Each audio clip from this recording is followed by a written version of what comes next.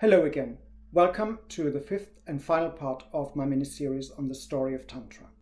So far, we've looked at the origins of Tantra, how it came to arrive in the West, what is considered gay Tantra, and what we should think about Tantric sex and what it means. This fifth part deals with the practice. So it's not so much about history, but how the historic elements that come with Tantra in all its shapes and forms can be adapted and used in a daily practice or a regular practice on your own terms. Don't forget, Tantra is not a uniform thing. Since it depends on a lineage of teachers and students, whenever it's passed on, every student is more or less free to make changes to what they've learned and how they apply it in their practice and in their teaching. All the elements that we have heard about and that you will hear about in a minute are things that will never actually appear in one single place, but they have all been associated with each other and with Tantra to a certain degree. There's an importance of a teacher, the need for initiation and secrecy, analogical thinking, including microcosmic and macrocosmic correlation. What does that mean? It's kind of a visualization and putting elements in your body, internal processes, in correlation with something bigger outside of you. There is the centrality of mantras, as mentioned, visualization and identification with the deity, ritual use of mandalas, transgressive acts, revaluation of the body, of the status and role of women, and of negative mental states. So there is a huge element of revaluation of things that have been lost or have been buried under all kinds of problems, all kinds of ways of thinking. And lastly, there are shamanic and yogic beliefs and practices, whatever that may mean, and Shakta worship, especially worship of the matrikas and demon-killing forms of Hindu and Buddhist goddesses. As you can see, from top to bottom, that list becomes more and more elusive and less associated with what you would think of as tantric practice. So the first 5 or 6 elements, like teacher, initiation, secrecy, analogical thinking, visualization, rituals, mantras, are fairly common practices in Tantra. When it comes to transgressive acts, and the whole revaluation of the body, the role of women, negative mental states, we come into an area where we're looking at very specific elements. I can see, for example, the revaluation of the role of women being more prominent in women-only Tantra, especially the brand of Tantra that has grown out of the women's lib movement. Whereas revaluation of the body seems to be something that is fairly common in Neo-Tantra, but especially so in gay Tantra.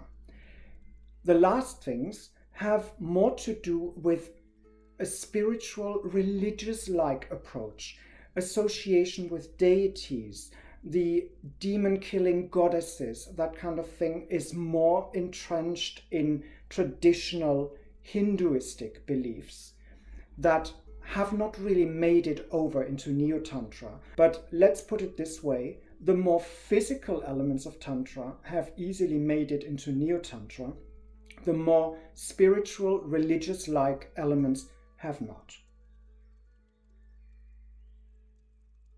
Before we look into things that you can do in terms of tantric practice, a quick word on the subject of nudity. I have so far not quite avoided but not really mentioned nudity in relation to tantric practice. It seems like a given that if you want to fully experience bodily contact and the sense of touch and a sense of connection with the other person, it makes sense to liberate as much body surface, as much skin as you can. That doesn't mean you have to. It's perfectly okay to wear a vest and a short to do tantric practice.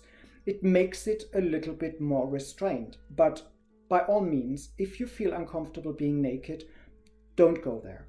Just open yourself up to be as accessible as you feel you can, and leave yourself open to potentially dropping more clothing as you go along and as you become more aware of the practice and more comfortable with the people you work with. When we're looking at solo Tantra, you can imagine that because there is no external stimulus, you will have to fall back on practices that are internal.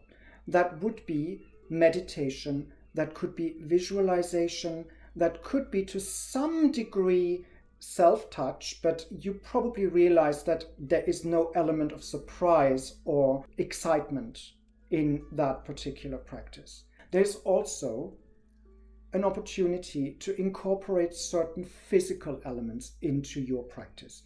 That could be as simple as breath exercises while you are meditating, or just a breath exercise in order to see how a particular way of breathing makes your mind go to different places.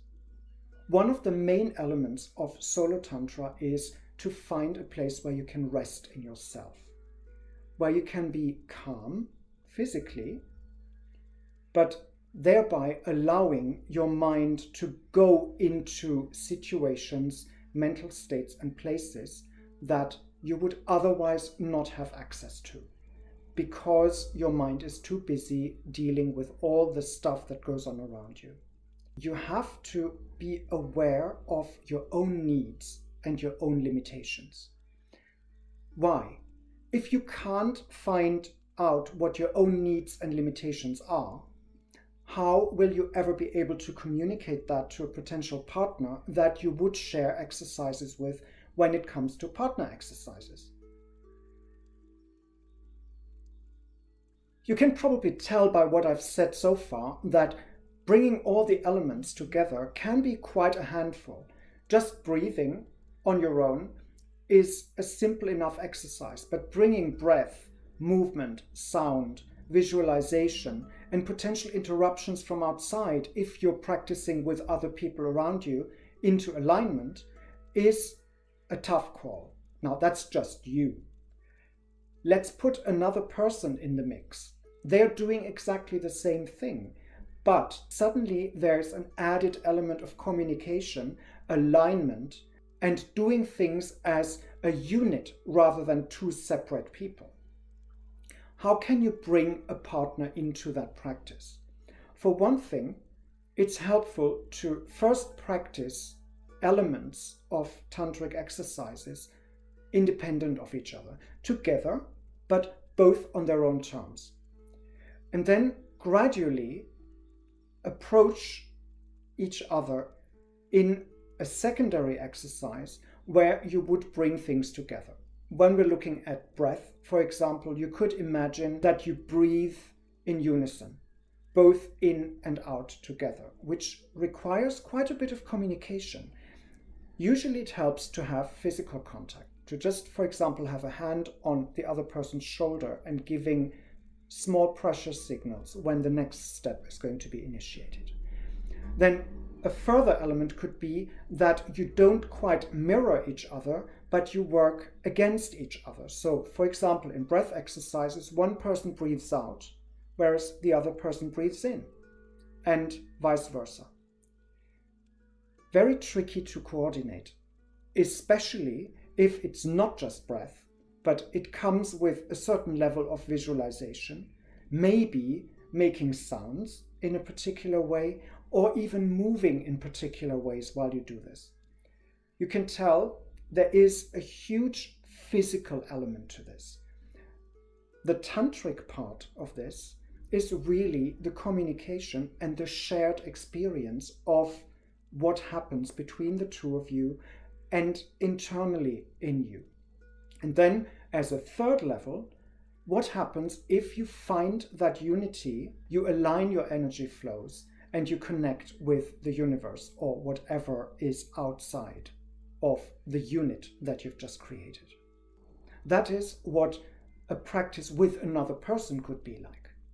Let's say you decide you want to have a more physical experience with your partner, maybe even going as far as sex, and incorporating those elements of connection, of breath, of sound, of movement. That is really a supplementary step, because not only do you have your own internal processes and the person across from you, and you have to bring those together, but you have to do so while there is an additional level of excitement, of arousal happening while you're doing it.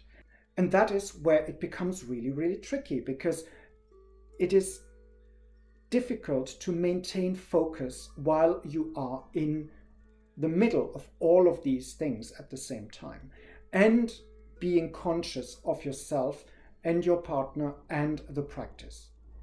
So you can see tantric sex, while being hyped as something really intense, also requires an awful lot of discipline and practice. And now, quite apart from all the excitement and involvement and work that goes into tantric practice, a word of advice at the end. Don't take it too seriously.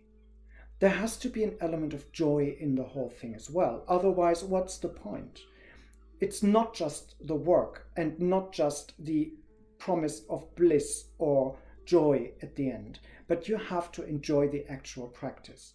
So if you find that particular elements of exercises don't work for you, or you feel like you're not doing them right, or they don't do anything for you, by all means, don't do them. Stick to the things that actually work.